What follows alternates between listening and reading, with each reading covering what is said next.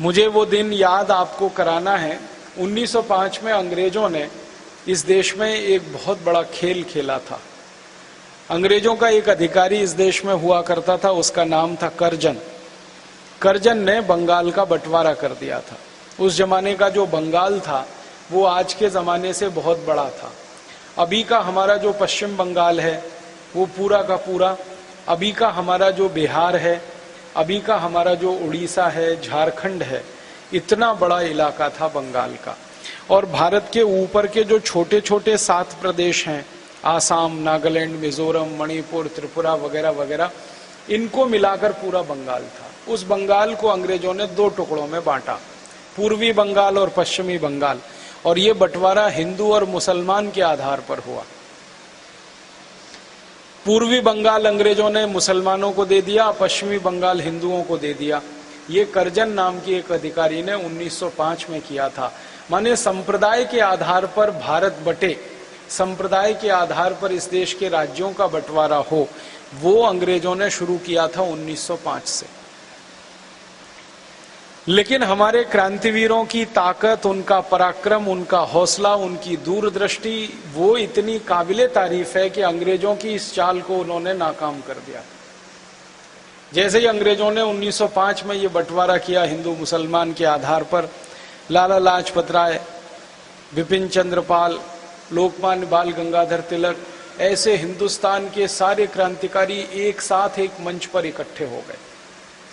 कहाँ लाला लाजपत राय उत्तर भारत के थे, कहाँ लोकमान्य तिलक पश्चिम भारत के थे, कहाँ विपिन चंद्र पाल पूर्वी भारत के थे, कहाँ अरविंदो घोष पूर्वी भारत के थे।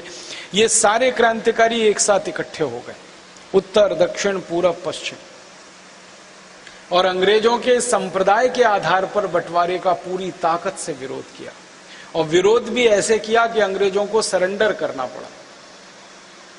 इन क्रांतिवीरों ने अंग्रेजों को जवाब देने के लिए एक स्वदेशी आंदोलन शुरू किया। और इन क्रांतिवीरों का ये कहना था कि अंग्रेजों की ताकत और हैसियत इस देश में जो बढ़ी वो उनके व्यापार से बढ़ी।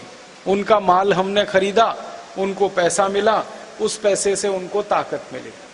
तो इन क्रांतिकारियों का कहना था कि ये ताकत इनकी छीन लो, इनका माल बिकवाना इस देश में बंद करा दो।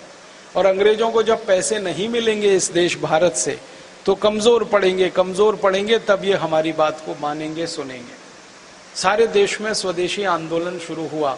1905 से 1911, 6 साल में स्वदेशी आंदोलन में 1,24,00,000 से ज्यादा कार्यकर्ता इकट्ठे हुए। और ये उस समय के भारत की कहानी है जब भारत की कुल जनसंख्या मुश्किल से 22 करोड़ के आसपास थी। और इन क्रांतिकारियों ने, इन नौजवानों ने अंग्रेजी सरकार को ऐसा मजबूर किया कि 1911 में जाकर अंग्रेज सरकार को बंगाल का बंटवारा वापस लेना पड़ा। ये अंग्रेजों के इतिहास में पहली और आखिरी घटना थी कि अंग्रेजों ने जब कोई काम किया, कानून बना दिया, डिवीजन ऑफ बंगाल एक्ट, उस कानून को ब्रिटिश पार्लियामेंट में रद्द करना पड़ा और बंगाल का बंटवारा खत्म करना पड़ा। हिंदू और मुसलमान के आधार पर देश को बांटने की जो साजिश उन्होंने की थी उसमें अंग्रेज पूरी तरह से असफल रहे और हमारे क्रांतिकारी सफल रहे, सार्थक रहे। मुझे अफसोस इस बात का है कि जिस बंटवारे को हमने 1905 में खत्म करा दिया हिंदू मुसलमान के आधार पर, जिस बंगाल को फिर से एक करा दिया इस देश के हिंदू मुसलमानों ने मिलकर, उसी देश का बंटवारा 1947 में हम रोक नहीं पाए। और वही बंटवारा हिंदू और मुसलमान के आधार पर फिर हुआ। पहले बंगाल का हुआ था, बाद में पूरे देश का हो गया। आप पूछेंगे जी क्या कारण था? क्या क्रांतिकारियों के जोश में कमी आई? क्या उनका उत्साह खत्म हो गया? उनके पराक्रम में कोई कमी आई?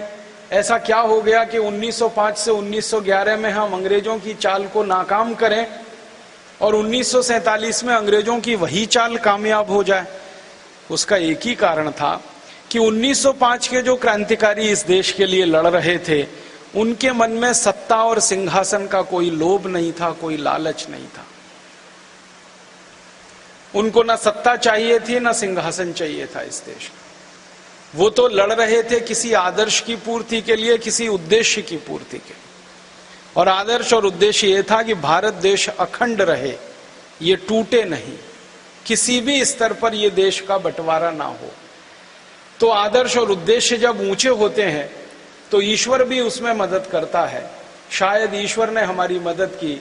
शहीदों के आदर्श बहुत पवित्र थे, बहुत ऊंचे थे, और 1905 का बंटवारा टालने में हम सफल रहे।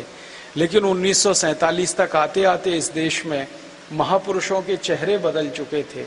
1947 तक आते आते कई महापुरुषों के मन में सत्ता और कुर्सी और सिंहासन का लोभ जग गया था। कई महापुरुषों के मन में ये तय हो गया था कि मुझे देश का प्रधानमंत्री बनना है या उसे देश का प्रधानमंत्री बनना है। ये सत्ता और सिंहासन का लोभ जब चढ़ा तो भारत के बंटवारे को हम रोक न सके। एक ही देश में दो दो लोगों ने जब दावेदारी ठोक दी कि मैं भी प्रधानमंत्री हो सकता हूं, मैं भी प्रधानमंत्री हो सकता हूं, उस प्रधानमंत्री पद के लालच ने इस देश को बंटवारा करा दिया। अन्यथा 1947 में भी ये देश बंटता नहीं, ये देश टूटता नहीं, खंड खंड रहता, माने नहीं होता। सत्ता और सिंहासन का लालच आया 1947 में। अपने अपने तरीके से लोगों ने दावेदारी प्रस्तुत की, और वो दावेदारी इतनी खतरनाक थी कि अंग्रेजों को समझ में आ गया कि जिनके मन में ये लोभ है, अब उनको ही हम अपना इस्तेमाल करें कठपुतली की तरह से, तो वो ही हमारे बंटवारे को स्वीकार करेंगे। और वही हुआ इस देश। दो लोगों की प्रधानमंत्री पद की दावेदारी ने, दो लोगों की प्रधानमंत्री पद की जिद ने इस देश के दो टुकड़े करा दिए। एक देश में दो प्रधानमंत्री हो नहीं सकते, दो देश में दो प्रधानमंत्री हो सकते। उस चक्कर में ये देश बटा, नहीं तो बटता नहीं, 1947 में भी नहीं बटता।